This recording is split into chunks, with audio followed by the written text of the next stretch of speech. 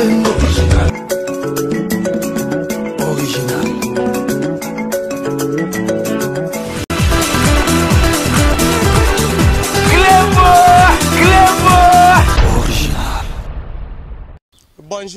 bonsoir peuple congolais.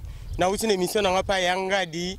O Yangadi a lobby ke yaka na projet nao, yaka na projet nao na combat na ona nino zo kanta pona Congo a lobby.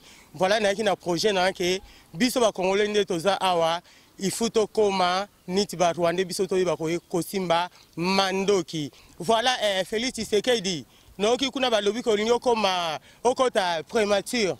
Ngama Congo banda chicha kufa na tika kofinga kozong sa kofinga te soko linyo koma président Kabila kende koma no président biso tozo luka ba Rwanda Kabila kuluna babima na Congo na biso pour la biso diaspora to telema place to manifestation ezali ko tuna teke ndano sengi groupe ni sengi za ni ngama ma Congo telema kende ko manifester tukali kaka na diaspora pour la batagisha sa to boyi extermination ya jeunesse Congo Bobi Misaka jeunesse Congo a koufaka pour rien et pour ça na sima poza na elote.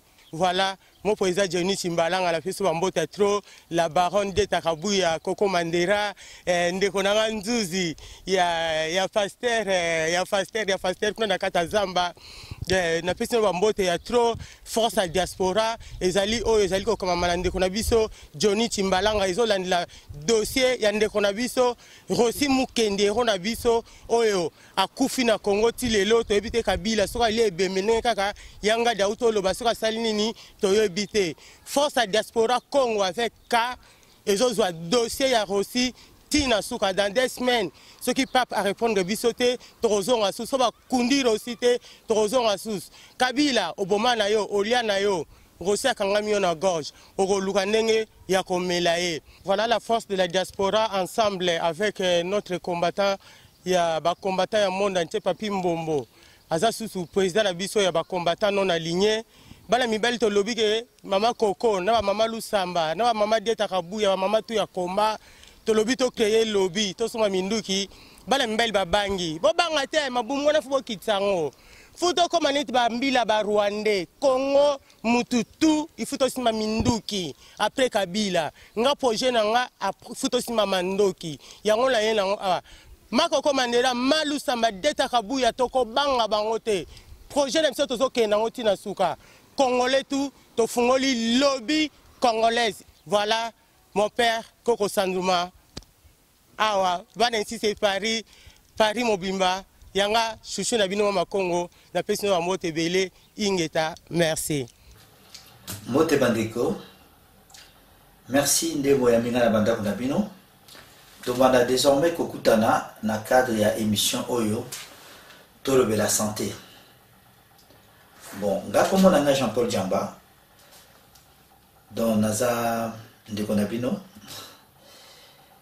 donc naza na poto depuis bambula ebele donc na longwa Kisasa na kolika na Kisasa na bandana biso bana bandana na longwa na ya poto musala musuna salakate naza kaka na bopito. Donc l'hypertension, le cœur est une pompe musculaire qui propulse le sang sous le réseau d'artères.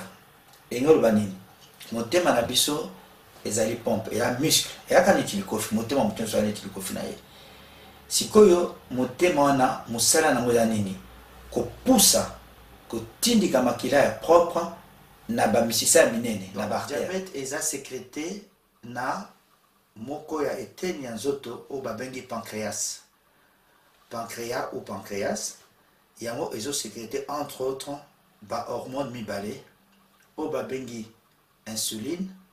Musala insuline eza nini eza soki olie yango ezo réguler ezo cha donc soko olie et sécréter et produire insuline pour ekitisa to ya makambo etali AVC eza nini accident vasculaire cérébral.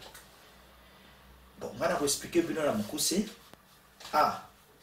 ezali accident oyo koya à tout moment eza brutal. Siko V etali makambo a vaisseau ezali ba artère ba veine o ezana cerveau et puis C cérébral etali makambo etali cerveau etali mutu. Voilà pour la AVC. Mais si vous classifiez en mode 2, les amis balais, les AVC au babengi ischémique, na AVC au babengi, continuez à vous poser un conseil. Quand on dit maman n'a pas de banangai, na kitete na. Papa dembaki de kama nyamase la dièse. Na bakisi na pondu. Kozala zoto malamu edeki loso. Nyama mbisi na pondu. Merci.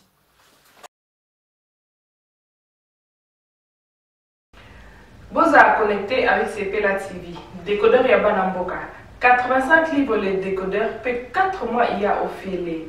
Après ça, 15 livres par mois. Boza, ma chaîne en direct du Congo Kinshasa. Boza, ma chaîne Yabanamboka de la diaspora.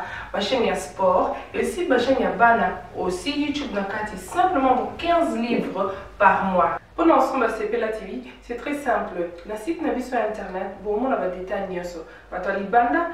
Vous devez faire un transfert international avec le Big to Iban. En Angleterre, c'est simple, vous transférez car on a compte Nabiso.